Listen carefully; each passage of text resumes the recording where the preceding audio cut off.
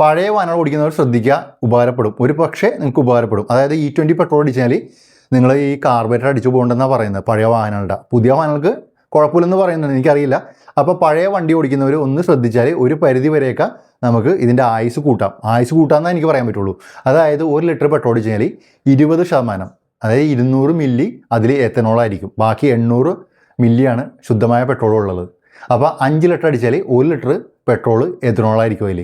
ബാക്കി 4 litre petrol ഉണ്ടാവുള്ളൂ. അപ്പോൾ ഇനി ശ്രദ്ധിക്കുക, നമ്മളൊക്കെ മെയിനിലിട്ട് ഓടിക്കുന്നവരുണ്ട്, റിസർവിലിട്ട് ഓടിക്കുന്നവരുണ്ട്.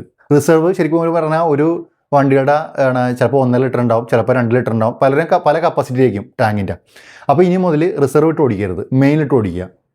മെയിനിൽ ശുദ്ധമായ പെട്രോളായിരിക്കും വന്ന് കിടക്കുന്നത്, താഴെ ഈ എത്തനോൾ പെട്രോളായിരിക്കും വന്ന് കിടക്കുന്നത്. ഈ റിസർവ് ഇട്ട് ഓടിച്ചാൽ ഇതിനെ ബാധിക്കും, ഒരു പരിധി വരെയൊക്കെ ഇതിനെ ബാധിക്കും. മെയിനിലാണെങ്കിൽ കുഴപ്പമുണ്ടാവില്ല. അതായത് 5 ലിറ്റർ അടിക്കുക എപ്പോഴും. 5 ലിറ്റർ അടിക്കുമ്പോൾ താഴെ 1 ലിറ്റർ എത്തനോളായിരിക്കും. അത് കുറച്ച് കഴിയുമ്പോഴത്തേനും മാറ്റുക, അടുത്ത പെട്രോൾ അടിക്കുക. അപ്പോൾ സ്പേസ് കിട്ടും താഴെ. അപ്പോൾ നിങ്ങൾ ചോദിക്കും, ഇത് ആദ്യം തന്നെ മാറ്റിയാൽ പോരെന്ന് ചോദിക്കും. ആദ്യം മാറ്റാനുള്ള സമയം നമുക്ക് വേണ്ടേ? നമ്മളിങ്ങനെ വണ്ടി ഓടിച്ചുകൊണ്ടിരിക്കണമല്ലോ. അപ്പോൾ ഇങ്ങനെ നോക്കണമെങ്കിൽ ഒരു പരിധി വരെയൊക്കെ ഇതിൻ്റെ കാലാവധി നമുക്ക് കൂട്ടാം. അതായത് 3-4 മാസം കൊണ്ട് അടിച്ചു പോണത് 1 വർഷമൊക്കെ രീതിയിൽ മാറ്റേണ്ട രീതിയിൽ നമുക്ക് ആക്കാൻ പറ്റും. ഒരു പരിധി വരെയൊക്കെ ഉള്ളൂ കേട്ടോ.